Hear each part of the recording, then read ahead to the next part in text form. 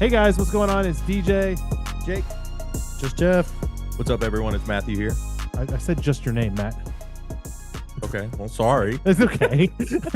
Anyway, it's Here for the Speed. We are here with Tyler Tomassi. We're going to be talking with him today. Tyler is a truck driver, Xfinity driver. It's going to be a lot of fun talking to him. So, Tyler, how are you doing today? Doing good. Just chilling. Cold day in Rhode Island, like it always is. But yeah, just hanging out. So that's where you're at. You're up in Rhode Island right now. Yeah, that's where I currently live. And it's always cold, and there isn't really much to ever do. But so Yeah, Sounds about right. it's a little different from us, you know. It's 70 out and I'm wearing a sweater. I feel like I'm gonna be judged. yeah, if it was 70 out here, I'd be wearing shorts. So Yeah. First, we kind of just want to start with early days. What's early racing look like for Tyler? Where'd you kind of start? Would you legends or go-karts, or just kind of give us a rundown of what early racing looks like for Tyler? I started in Bandoleros back in 2017. A bit of a late start, I guess, for today's standards. Started when I was 13-ish, going on to 14. So yeah, started a bit late. My family had no background in racing or anything. We kind of just stumbled upon it and started doing it. Yeah, did Bandos for about 2 years-ish. And then when I was 15, late 15, started racing late models, and then obviously did that up until last year when I started doing trucks and ARCA, and now here doing some Xfinity stuff somehow. So stuff happens quick. Oh yeah. Oh man, that's crazy.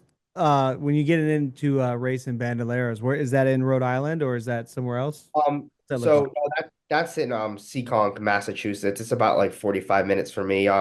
Yeah, Rhode Island racing pretty much doesn't exist. I don't think anybody really knows what racing is. There's no racetracks. It's just it's not really the thing over here. So yeah, you go out to Seekonk, and it's a little ways for me, but yeah, Rhode Island isn't really known for its racing.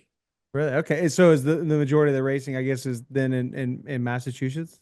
So it's like Massachusetts, New Hampshire. It's like where it's like the south of the north, if that makes sense. Yeah. So yeah, mainly in like New Hampshire and stuff, but it kind of trickles down to Massachusetts and Connecticut, but not Rhode Island. I would imagine with the weather being that far north. I mean, what's the racing season look like there? Is it about 6 months, 8 months, 9 months? Like Yeah, it depends. Like there's some tracks I try to push it. Like there's some tracks that will try to race in like really late March or early April, and you know, they really don't, it doesn't really work out. Like not many people come out because it's terrible weather, and sometimes it snows out. Most tracks are middle of May to about middle of September. It's pretty Oh short. yeah, pretty Yeah. short. We'll have one or Definitely. two tracks that will push it to November. Thinking about your early career, when you started getting into it, where were you where were you trying to make a trajectory, or did you even have one? Was it more open wheel, or was it always stock car where you kind of are landing now? Or So, I mean, to be honest, like I said, like we kind of just stumbled upon racing, right? So it was kind of like I'm 13 years old, and I do nothing all summer. Oh, well, I found out that, kids can do this, so let's just do it. And I was just doing Yeah. it for fun. yeah, And then turned out to be somewhat good. And then so I think I would honestly say I started actually having goals to go somewhere probably 2019. Like once I started doing the late models, that's when I was like, okay, I actually kind of, make a run at NASCAR. But I mean, it always kind of seemed unrealistic just because of the money side of things. But so when you say you stumbled into it, what's that look like? Who introduces you to it first? You just show so up with friends? Like, I mean, what's that look like? so basically, yeah, I mean, it was like one big accident, really. Like just everything accidentally happened. You just fell in So a race car? No. I just accidentally walked in, stepped inside one, and started driving it. Oh no. Took off. 2016, I was starting to, get into like cars, like just cars on the road. And Mhm. so my dad was like, oh, there's this track called Seekonk that does, car races. So he brought me there, and, it was some late model race, and there's people fighting and wrecking each other. And I was like, wow, this seems cool. People wrecking each other under yellow. And I was like, yeah, I Perfect. don't know what I'm watching, but this seems cool. And And then I remember how I don't know exactly how, but someone there or something, I don't know, he was talking to someone, but someone told him that kids can get into it. And Mhm. then I didn't really hear anything about it until like March of 2017, where he was like, "Oh, well, remember how, Seekonk, they say kids can get in it." He's like, "Well, there's a Bandolero for sale." And we knew absolutely nothing. Like we got it, and you know how they say it's race ready, and Yeah, when Yeah, they yeah, yeah, they yeah, mean by race ready is they mean that it has a motor and wheels. But we didn't know perfect. what that meant. We bought it and didn't touch a thing and brought it to the racetrack, and we're like so slow that we just didn't even after practice. We were like, yeah. "Oh, this thing." We didn't even know like race ready means yeah, it will start. It doesn't mean, so we eventually learned, but yeah, I mean, it was a huge learning curve. It's So, tough to have family members that know anything about it. so is this you and your dad? I mean, it sounds like your dad, you went. I Yeah. mean, who else is helping you besides just you and dad? Well, obviously now, I mean, I have like MBM and Right. Well, you but know, when you're growing up and Who's learning yeah, about mechanic? Bandoleros. up until like about 2019, it was just me and my dad. I mean, Bandos, I mean, are not the hardest thing. I mean, obviously, when you have zero race knowledge, it's hard. Yeah. Once you figure it out, I mean, you don't need a crew. I mean, you just go two people. I mean, you could work on it yourself, I think. But once we got the late models, I had, a crew chief that we had. It was still like a small, like it wasn't like super experienced people. It was more like friends and stuff Yeah, and that's cool. neighbors. We never really had anybody like on a payroll or anything. It wasn't like something crazy like that.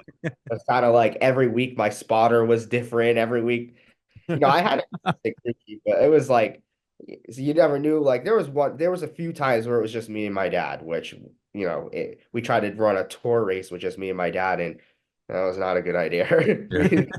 Is it hard to get like a rhythm going in that kind of situation? Yeah, no, it was hard. I mean, I definitely think my late model days were tougher than most, just because we don't have a racing background, so we're getting friends that have like car backgrounds, and few people in the racing community that would help us, but it wasn't like, oh, we don't have a crew, let me call up like 30 of my racing friends that can just find me somebody. It was kind of like, oh, well, I mean, most of it, sometimes it would just be like, okay, we don't have a crew next week. We're not going to touch the car and we're just going to unload and see. I mean, we weren't terrible. We were still like top five and we finished second in points. And it was just, Yeah. one week you'd be up there running third and the next week you'd be running 23rd.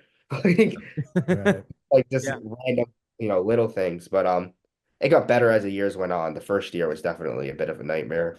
Yeah. Yeah, So what was that I was gonna just ask, what was the process looking like for learning that stuff? Did you use YouTube a lot, the internet, just helpful I people? mean, there's a lot of talking to people and trial and error. The problem is what we noticed our first year is you're listening to too many people. Like you're talking to, it's almost better to talk to like one or two people. We're talking to everyone and we're just trying so much stuff that we ended up making the car so bad. Like it's just because we didn't know what we were doing, because you talk to one guy says run this spring, you talk to one guy says run that spring, and then we got like 18 different springs in it, trying 15,000 different things, and cars driving like a clown car around the racetrack. But I mean, it all ended up working out. I mean, it was only that bad for like the first like month of racing late models. I mean, we eventually got some people that learned with us, and it got better. yeah. One last question. I'm gonna hand it off to Matt after that. But what age did you start running late models? So it was late 15 years old, going on to Okay. 16. Um, it's kind of a little hard to remember because I know I was testing a late model way before I ever raced one, if that makes sense. Like I Yeah. tested one like the beginning of 2018, but I didn't actually race one until 2019. So I kind of want to jump into what you guys are doing now. Kind of maybe last year and this year, kind of more current in the Xfinity and truck season. So what are your plans looking like for 2025? We're still early in the year. What do you guys got lined up? So, I mean, yeah, we have 4 races locked down for sure. Obviously, we're trying to work on more. It's Yep. looking like probably an 8 race season. And obviously, it's a huge sponsorship game. Yeah. Right. But Bristol on the 12th for the Xfinity car, and then we go to Nashville Mhm. on the 30th with the truck, May 30th with the truck, and then we have Bristol again on September 11th with the truck. So that's what we have confirmed. Obviously, we have other stuff in the works that are close to being done. Mhm. It's just more of it's like just little pieces. There's a lot that has to happen. Real quick, so like when it comes down to like picking some of these races, are you shooting for more short tracks just because that's kind of what you've been doing and that's in the wheelhouse, or are you also going to try? I mean, obviously, Nashville is not a short track. It's what is it, Nashville's a mile and a third, I think. Kind of got some and a half Oh, bigger. style, intermediate style, Yeah. traits. So like this kind of like what kind of goes into what races you're working on, kind of beyond just what sponsors and what may be. I mean, for so you. yeah, to be truthful, I mean the short tracks and stuff are great, but it's easier to get sponsors for some of the bigger tracks. Yeah, I Like would imagine. Interesting. everybody knows what Daytona is. It's a little harder to find. I mean, obviously you guys are race fans, so to you, Martinsville's cool, but to some random company, it's like, why would I do this when I could go to Daytona? Mhm. But Right. so it's also that, and then the approval process. I mean, so with Xfinity, I have to make a start at a short track before I can run the bigger tracks. So Okay. gotta do Martinsville and Bristol with the trucks.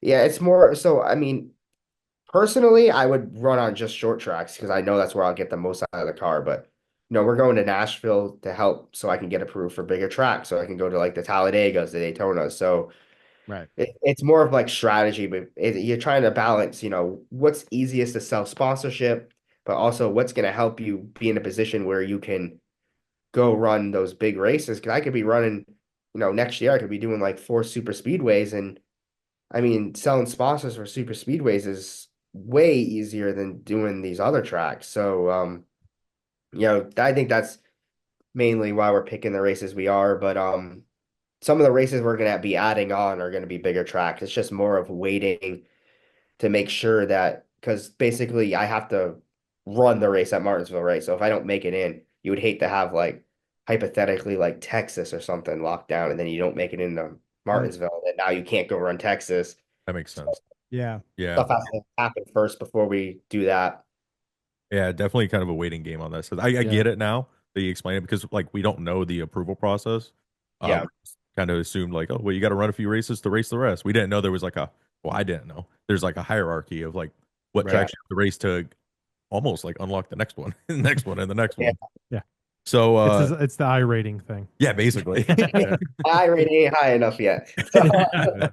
Are there any like major sponsors that have been with you for a while, or any major maybe not sponsors, maybe mentors that you've either took information from, or they're helping you out now, or they've been with the family for a while now? Anyone that you Yeah, want so to give a I've shout had out to? I've had Fidelity Title Company, which they do just like title stuff for real estate and all that. Mhm. Uh, they're good friends with my dad and stuff, and we've had them since the late model days, and they help out every year.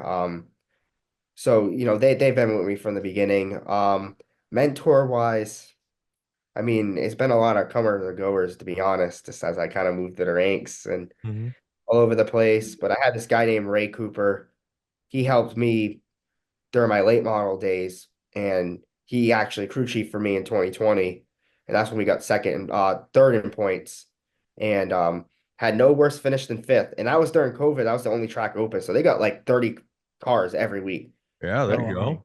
He used to race back in like the 60s or 70s. I might be going a little too far back. I think back in the 70s. But he helped me. He was a good mentor, and he knew a lot about cars and getting them to go around the racetrack. And that's definitely when my stuff turned around, because we had people, someone helping us that, knew what they were doing. Yeah, Like, yeah, for sure. yeah, he definitely helped me a lot. And then obviously, you got Carl and especially Josh at Reum Racing.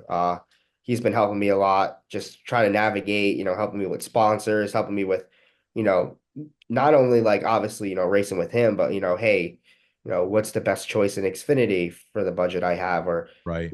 I run this race, and just like mentoring me. He's helped a lot, and I appreciate that a lot. When it came to last year was your, correct me if I'm wrong here, but it was your first start in the truck series, right? Was last year? Kind of sum up those races, just kind of what did you learn? What were your big takeaways? I mean, yeah, it was crazy because so this time last year, my plan was just to race at Seekonk and Waterford again in my late model, just your 35 lappers and all that stuff. But over the winter, stuff changed pretty quick. And then, you know, we decided that we are going to try to go do, truck racing. Yeah. And, the debut ended up turning into a double duty debut because I made my ARCA debut and my truck debut on the same day, Perfect.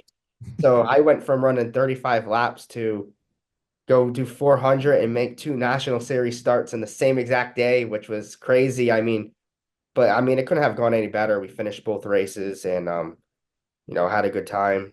And Yeah. yeah, I learned a lot, obviously. 400 laps. Learned a lot that I need to hit the gym and that Yeah, I made I'm not in a race I car. made it. Yeah. I made it through the race. I wasn't really that tired, but 400 laps is a lot. So I think it was good to do that. It was probably the longest race I'm going to run in a while, unless I go run a cup race. Yeah. So Hey, you never know. Yeah. yeah, hopefully soon. So we did that, and then we went to Milwaukee, and I got a top 15. We ran about 12th all day, but we fell off near the end. Got a top 15 at Milwaukee, and then went to Bristol with Youngs, and we were in a D&Q situation where we had to qualify in. Mhm. We flew an oil line in practice, which messed us up, obviously. So I went out there and qualified with barely any laps, and we were able to put it in the show and send Marco Andretti home, which was kind of crazy. So Wow.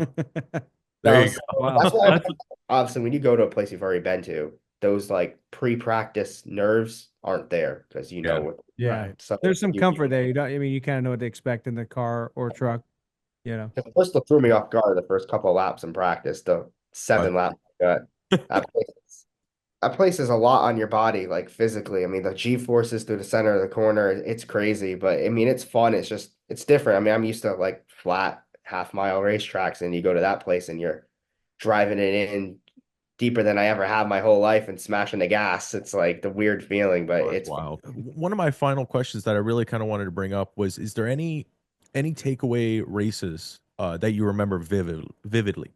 Anything that just stuck out in any time in your career where you're just like, man, that was the one, that I'm not gonna forget.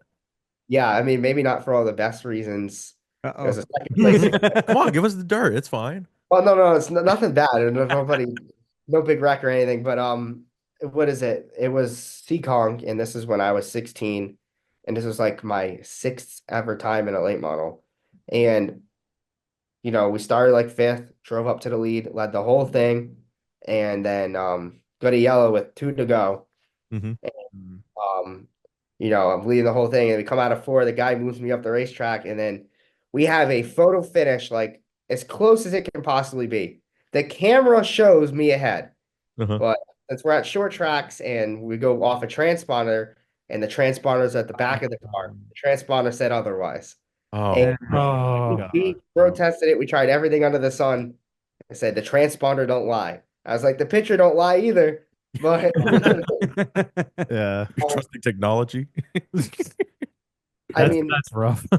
so really, it's whoever's rear tires get to the line first, and I crossed the line first, but I hit the wall as crossing the line. So I feel like even though my nose made it there first, when I hit the wall, it like slowed me down. So like the transponder, like Sorry, I have one more. So you're running a handful of races this year. What other races do you have on the schedule? Do you have anything late model still going on? Are you kind of so. playing all the tracks, all the fields? Obviously, I'm trying to work on some late model stuff. The thing is obviously with me like having these big gaps, you heard it, like May, and then all of a sudden I don't race until September. And we might add stuff, but even then, being out of a car for that long, one, it sucks, but two, it puts you at a disadvantage. Even to go race a legend car will help. So gonna try to maybe run some legend car races at my local short track. The thing about late models is every level of racing, but even in late models, if I want to go out there and be competitive, it costs a lot of money still, and it hurts. It's like kind of like you ask yourself, do I want to spend money to go run another late model race or save that up to go run truck? Exactly, I get that. Yeah, You interesting. know, So I'm working on a late model thing I might be doing in the middle of the year just to kind of fill in the gaps. But obviously if I go and run, Seekong in the late model races, I want to be competitive, right? right? NASCAR stuff, it's all new to me and the experience is cool. So I'm okay with, just learning and being, in the back or mid pack, but I go back to Seekonk, I want to go win. So Yeah, For sure. that's like your background. So Yeah, all right, Tyler. So I have a couple of things that I'm really, really curious about. And so Jake and I are lifelong NASCAR fans. These guys have been fans for the better part of a decade now. And so my question to you is, as a new racer, newer racer, what does your fanship of NASCAR look like? What does that look like to like not just race, but be a fan of the sport? Like, what does that look like for you? so since 2017, obviously, I started watching it because I had to learn the sport on a fly. So Mhm. but, yeah, no, I've been a fan, and it is funny. Like, I keep saying last year, but it isn't 2023. I mean, I was going to a lot of Xfinity races, and I remember like sitting there, like seeing kids my age, and I'm like, like annoyed, like, man, like I really think there was no chance I would be in that series ever. Yeah. And so, yeah, I remember sitting in the grandstands at Richmond, watching it all depressed, and now. And Martinsville too. Yeah, 2023. I went to Martinsville and I remember just being like, damn, I need to find a way to like get here. Like, and I thought to myself, yeah, that's not gonna happen. And then Wow. we're going to Martinsville. Yeah, So it's amazing, that's man. crazy. That's cool. It's definitely cool. Yeah, that's super cool. So far, based off of your knowledge of NASCAR and I mean just racing in general, who would you say has the closest driving style, or you have the closest driving style to? So like, who would you compare that to? That people might know. Yeah, I mean it's always a tough thing to answer because you don't want to come off as like cocky and be like, yeah, I think I'm Kyle Larson, guys. No, Like, no, I definitely. like, I mean, don't go to super speedways. um, I don't really know. I mean, I definitely like, I was a big fan of Kyle Busch. I mean, I do look at Larson too. I mean, I like the way that they race in terms of, I mean, obviously I like watch their onboards and stuff, just like the way like they position their cars and stuff. So I say I'm more like Kyle Busch in terms of like, I'm good at tracks where you have to save tires and be there at the end. Sure. So it's just a very smooth driver that just kind of like, just buys their time and just kind of finds a way to always be there. Yeah. So, Right. So you bring up an interesting question for me here. So what does watching a race look like for Tyler? If you're not in the seat, like how are you just on TV, or are you plugged into some data? Like what's that look like? yeah, I mean, I wish I had access to the data, but I'm not there yet. But I mean, I try to go to the races. Like I went to Bowman Gray and stuff. I mean, Nice. I have like the radios and all that, which Bowman Gray was awesome. I thought that was amazing. They should do Yeah. that ever. But I plugged into the radios and like I see like the SMT data. Like sometimes I go to the truck races with Reum and I can see all that stuff. But at home, yeah, just watch it on TV, and something about like sitting at home and just watching it as TV as just a normal fan makes me appreciate that I'm in it more rather than Oh, yeah. like Very cool. Yeah. and just be like, yeah, I'm racing in this series later this year, which it doesn't even feel real. It's funny, you watch it on TV, but then when you're out there, it doesn't feel like the same series because it feels unbelievable. Like after like my first truck race, I go to the hotel and it's weird to go online and see like all the updates about the race, but that was the race you were in. That's not it's not like you just ran a late model race and oh, let me see what happened in the NASCAR race tonight. Like, no, you were in the NASCAR Yeah. race tonight. Wow. You So read an article about an accident and it's like, oh yeah, I had to drive through that. Like, yeah, it's yeah, weird. So it's cool, especially like being like, I'm still a NASCAR fan who Right. kind of got into the driver's seat. So I don't know, I feel like I kind of maybe appreciate it a little more, like some things like that. Yeah. Yeah, No, that's me and Matt had a very similar experience the first time. We sometimes help one of the teams, and we had helped build one of the cars that ran in Atlanta 2 years ago, and it was like the whole time we were just like slapping each other, like, Let him go. we Let did him that, go. we did that, like we touched that car and helped put that bumper and do this and do that, And then it wrecked. all this, and then it got And then wrecked, which sucked.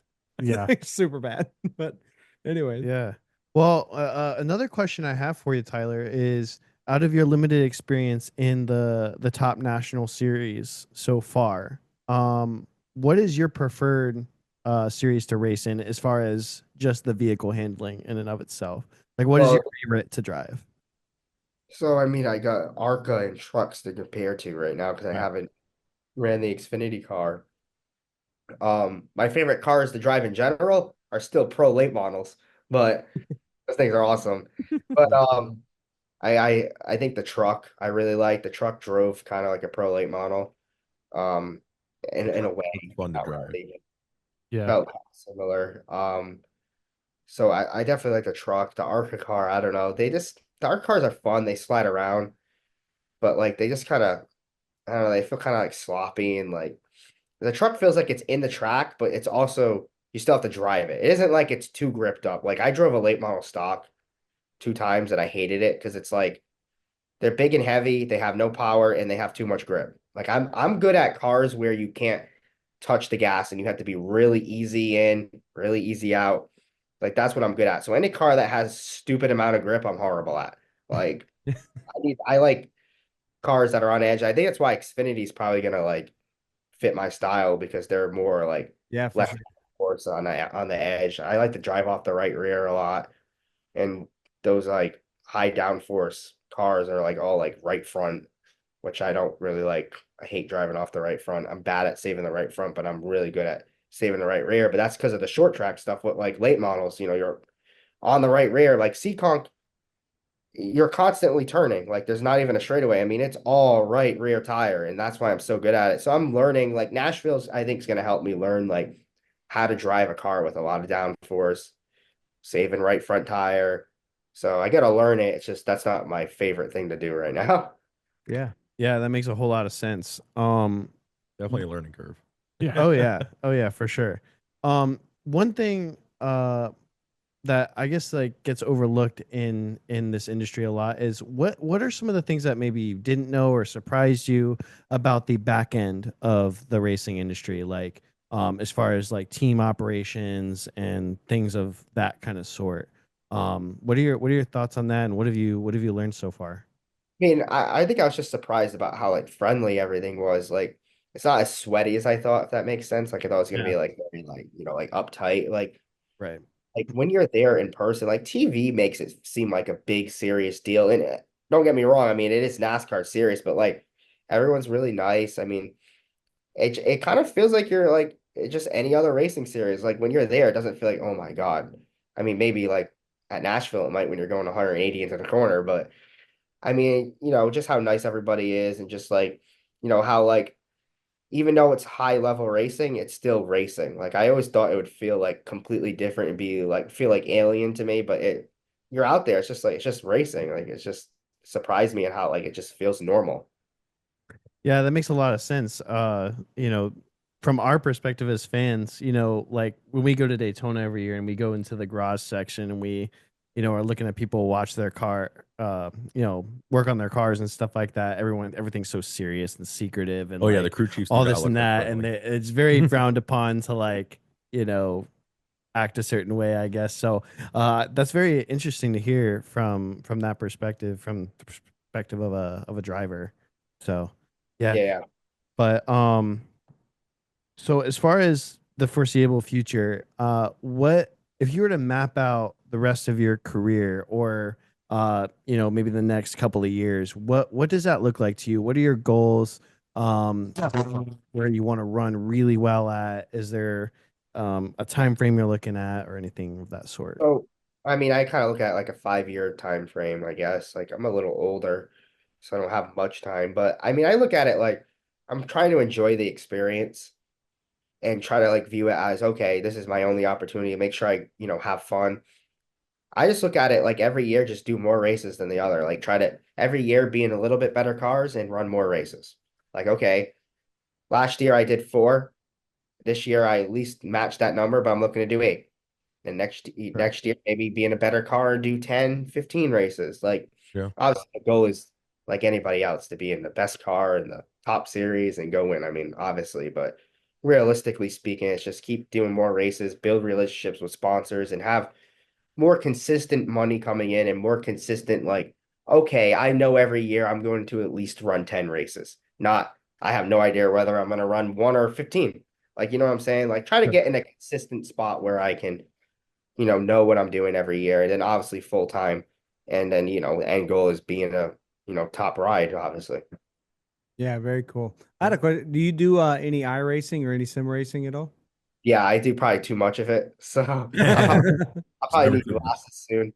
Looking at the computer too much. But I mean, yeah, I'm on iRacing all the time, a lot of hours, and iRacing's great. I mean, it's funny. I go to Lucas Oil, and it's my first time on the racetrack, and I'm going in the corner, and it's like I've been there my whole life. I go in the corner, I lift at the same spot, drive it in the corner, and it felt so natural. And it's like it's crazy. Like some people make fun of it, like, oh, iRacing. It's like, I mean, yeah, there's differences, but you have to be able to, like, obviously you get in the car, there's going to be some obvious differences, but besides that, if you can get over that, I mean, it helps a lot. There's some tracks where, I mean, I noticed the flat tracks, it helps a lot. Tracks like Bristol, the marks are the same, but there's some things iRacing can't replicate. Like you can't replicate 3Gs pushing down on you through the center of the corner. But Yeah. I mean, overall, it helps. I mean, if it wasn't for iRacing, I, would go to Lucas Oil, and instead of being my fastest lap in practice was my first lap. It would have been the other way around. It would have been like it took me 15 laps to get up to speed, So Yeah, that's iRacing fascinating. helps. Going into Martinsville, I've raced Martinsville and iRacing like a million times, and I can't say for sure, but I'm hoping I get out there and just like Lucas Oil, it feels like I've been there my whole life. So hopefully that's the way it is. Yeah, that's super fascinating. We really appreciate it. This is a great interview, man. Great to meet you. Great to I thank more you guys. about I you. appreciate it. So Tyler, it's been awesome hanging out with you today. Hope you had a good time with us and everything. It's been great. Where's the best place for people to find you, follow you, do anything like that? Tyler Tomassi, pretty easy on all social medias. So TikTok, X, Facebook, and then obviously Instagram. So Sweet. yeah, it's Tyler Tomassi all around. Good Sweet, stuff. man. Makes it All right, easy. man. All right, man. We appreciate you being with us. It's been great, and we'll catch you next time. Tyler Tomassi, and I'm here for the speed.